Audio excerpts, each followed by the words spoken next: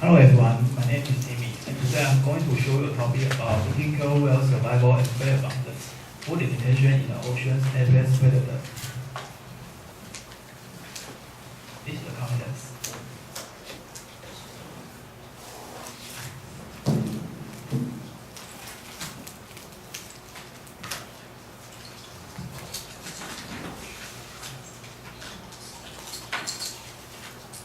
Killer whales are the large predators that occupy the top trophic position in the world ocean and as such may have important roles in the marine ecosystem dynamics.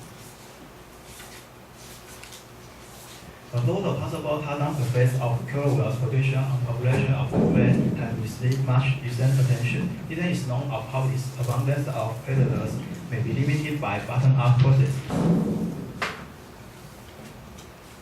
Here we show using 25 years of demographic data from two populations of fish-eating killer whales in the northern eastern Pacific Ocean, that population trends are driven largely by changes in survival, and that survival rates are strongly correlated with the availability of the principal prey species, Chinook salmon. Our research suggests that although these killer whales may consume a variety of fish species, they are highly specialized and dependent on this single salmon species to an extent that is a limiting factor in the population dynamics. Other ecologically specialized killer whale population may be similarly constrained to a narrow range of prey species by culturally encouraged foraging strategies, and thus are limited in their ability to adapt rapidly to changing prey availability.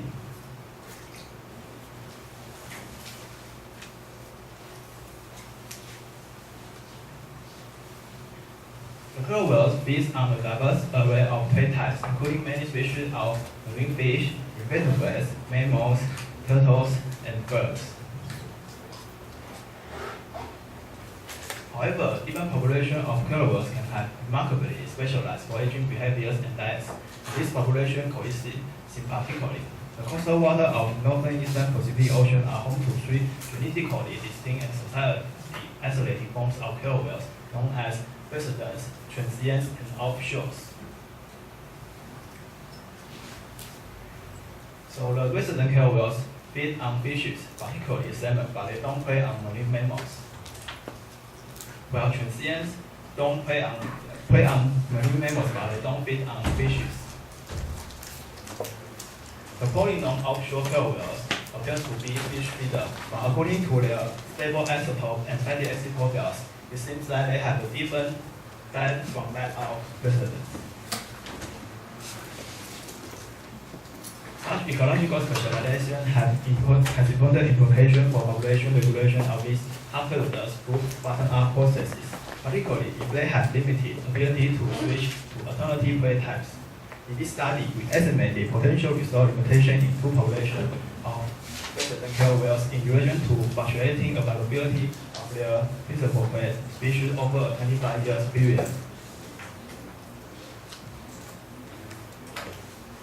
Resident killer whales are frequent coastal waters of British Columbia and Washington states have been the focus of annual field studies since the early 1970s, based on photo identification of individuals from natural markings. These whales live in a stable society comprised of material groups from which individuals rarely. In this case, population demographics, including births and mortalities, can thus be assessed accurately each year. On the other hand, despite overlapping ranges, the populations do not mix. As is mentioned above, resident killer whales are primarily salmon predators that show strong selectivity for Chinook salmon because they are comparatively large size and they have high lipid content, and they are year-round availability in the whale's coastal habitat.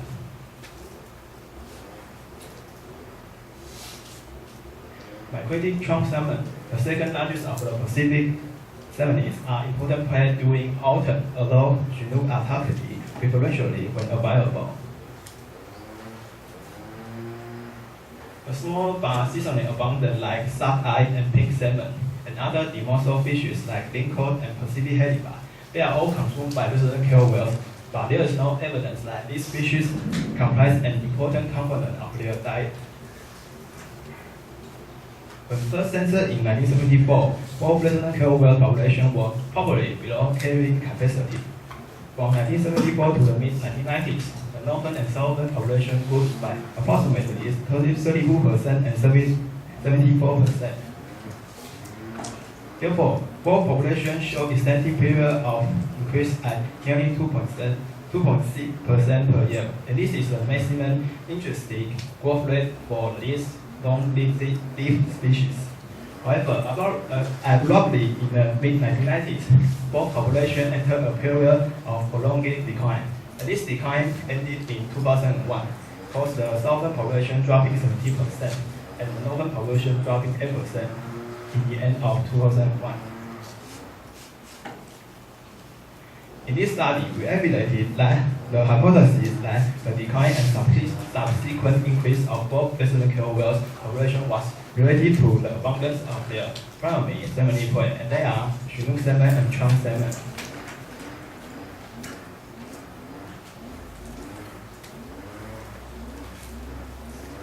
The population boundaries of resident killer whales were assessed from demographic data collected during annual field census in 1973 to 2005 using individual photo identification.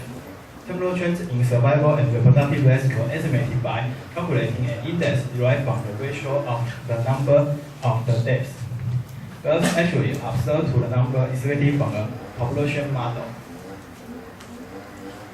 Annual indices of Chinook and Chum salmon abundance were derived from Pacific Salmon Commission. They estimate for coastal regions between southeastern Alaska and Oregon, which cover most of the known range of the two resident killer whale population. Indices were calculated by dividing the total abundance for each 70 species in each year by its average abundance over 1979 to 2004 period. Standard least square regression analysis was used to assess the strength and statistical significance for correlation between whales mortality and birth indices. Also, salmon abundance indices.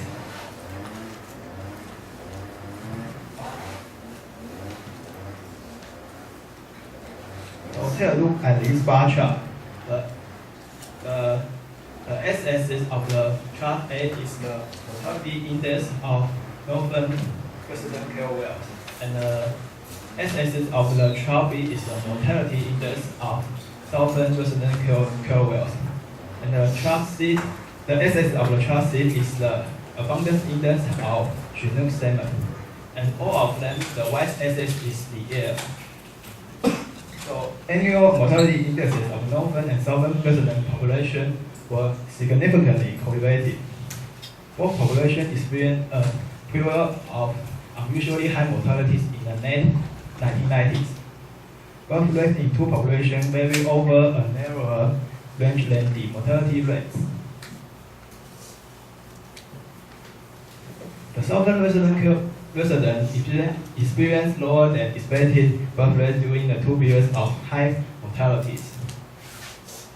But there was not as apparent in the northern resident, and there was no significant correlation between annual birth rate indices in two populations. Increased mortality was clearly the principal factor during the synchronous declines in both populations. Range-wide abundance of Chinook salmon was at or above the time series average until the mid-1990s, when the abundance fell and remained well below average before recovering sharply in 2002 to 2003. Causes of this sudden reduction in abundance are not clear, but probably involving poor ocean survival of juvenile Chinook salmon during several years of strong El Nino-like conditions in the early 1990s. And this period of reduced Chinook abundance coincided distinctly with the period of unusually high mortalities in both population killer whales populations.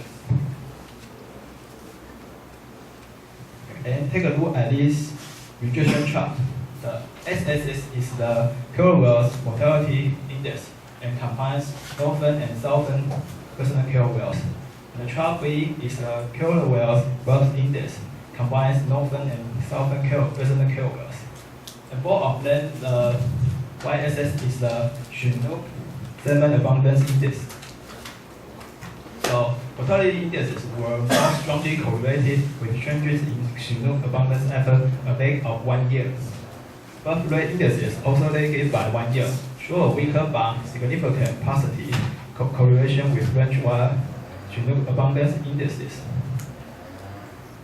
By the way, Trump salmon abundance did not undergo a major coast-wide decline during the late 1990s, and no significant correlation was found with either killer whale mortality or birth rate indexes.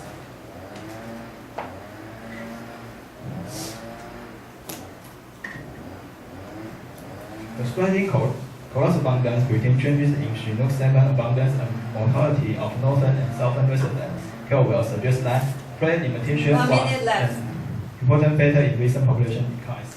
And for population issues to this population cannot explain the sudden and widespread increase in mortality rates that occurred concurrently in the two populations during the late 1990s.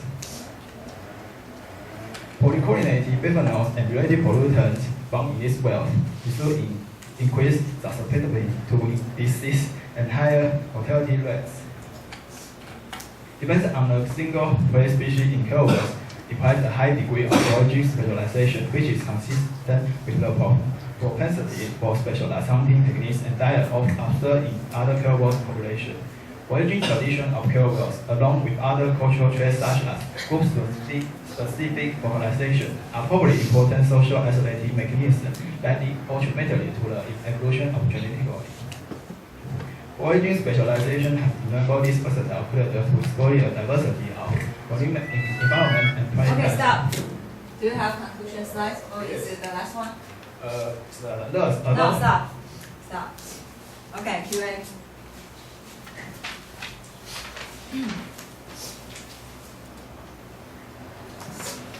Edgar.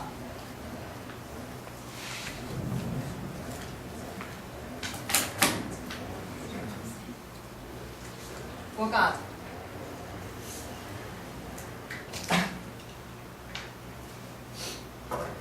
William.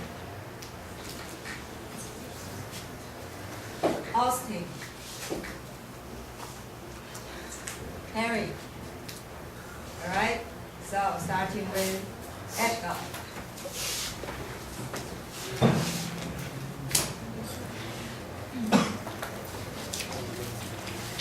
Hello. You want 1 minute more? Come back to later. Forgot. Can you explain the big European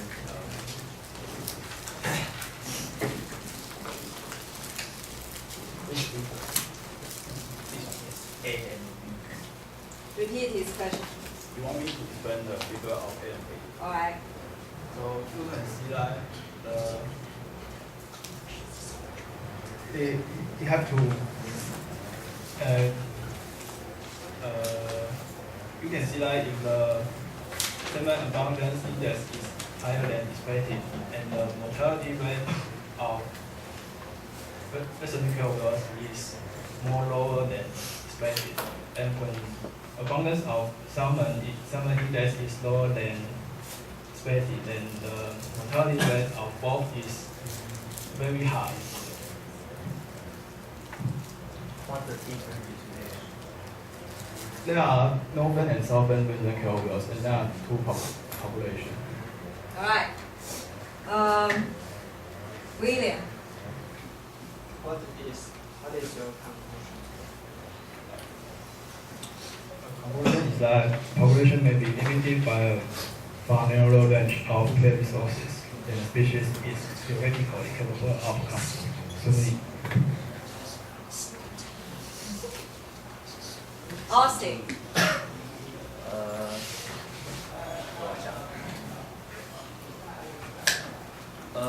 What means standard least square analysis?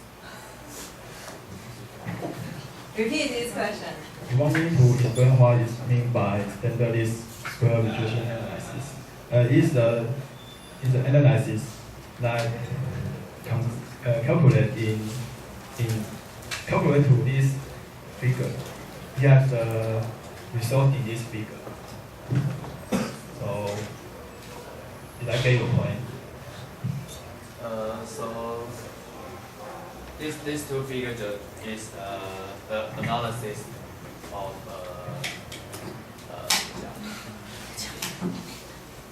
the data of the analysis. Yes. Okay.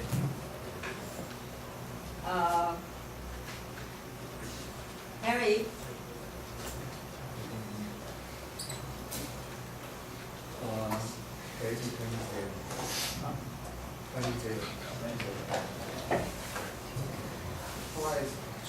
Twice different A and B figure about mortality difference. I thought that he has answered the question. There was a follow-up question, I forgot. How to know that real file has decreased in 2001? Repeat this question. Can you say that again? Repeat your question. How to know that real file has Decrease. decreased? Repeat. How to know the KOL's population has decreased in 2001? And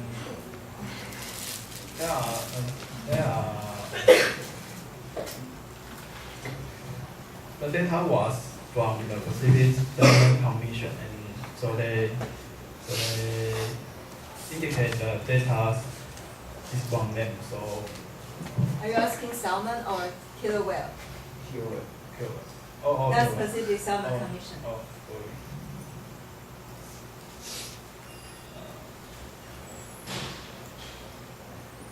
Because the high mortality, so the KOL population will decrease.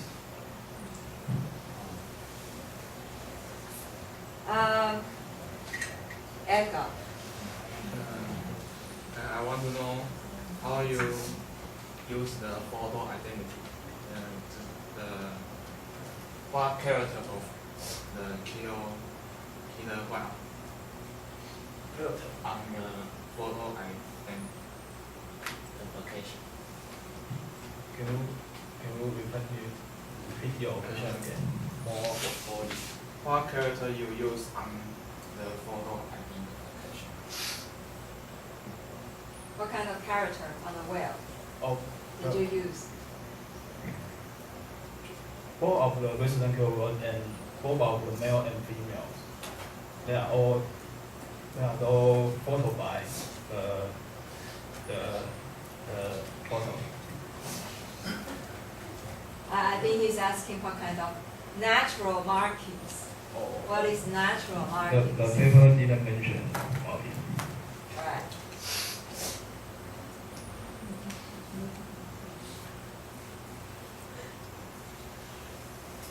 Go on to your question, Annie. Okay, 1, 2.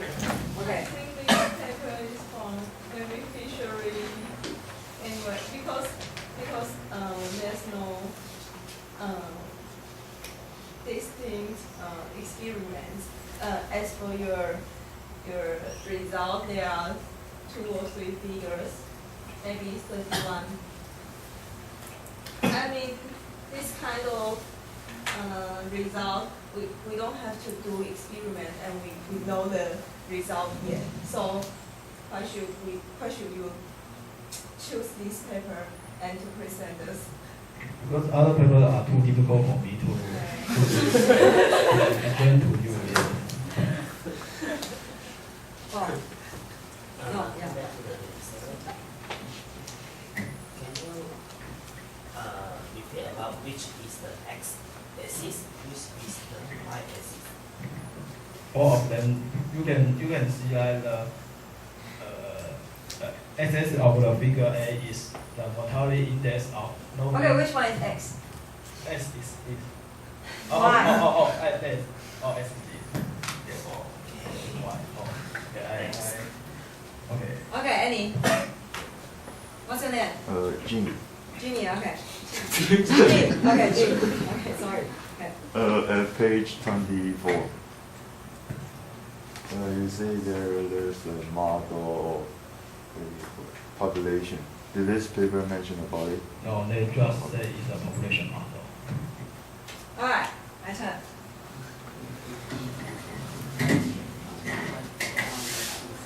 So from the QA, I have the feeling that, or I have the rough impression that actually your English is good. You can understand me, that means your English is good enough. However, this presentation is poor. So this is an example of, I would say, good English is not equal to good presentation. So you have great space to improve. So the very first comment is, can you speak in your own words the main finding of this paper in your own words to them in 1 to 2 sentences? Okay, I keep it easy for you in Chinese. Tell them. 食物的限制会影响捕杀，就是杀人鲸的人口成长的因素。Okay, in English. The limiting food factor will affect the killer whales population, increase of killer whales population. That's really good. I would say it's really good. Although it's not grammatically correct, but it's a good sentence compared to all the sentences you use in your presentation, because as you can I think you already know that most of them are sentences from the paper. And the written English is not for spoken English. Therefore, I think the main problem is, although all the English here is grammatically, beautifully correct, we can understand it because it's not for spoken English. Spoken English should be simple, short, easy words. Not like, for example, you have so many slides like this. These are from the paper, that's for sure. So the main problem of this is you use sentence and you read sentence from the paper. However, I believe that you can do it better if you try to do everything in your own words. And that's actually the main purpose of this presentation. We don't want to read this paper again. Okay? That's the main comments. And then, because this is related to this problem, because you have copied so many sentences from the paper, so you are really like a blah, blah, blah, blah, blah, blah. So that makes your presentation even more difficult to understand because you spoke so fast. Alright? Okay. So therefore, I would say, and then the slides are wordy and very often some key message, like very often your classmates use header, but your header is generally missing here. And instead you have a lot of wordy text here and there. As you can see, a lot of text. So next time, first try to condense your introduction. Make only maybe 5 slides, right? And then in every slide, maybe you use no more than 4 lines of text.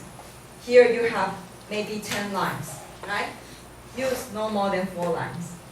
And then I think that would help greatly your presentation, all right? Otherwise, I believe your ability is more than that, okay?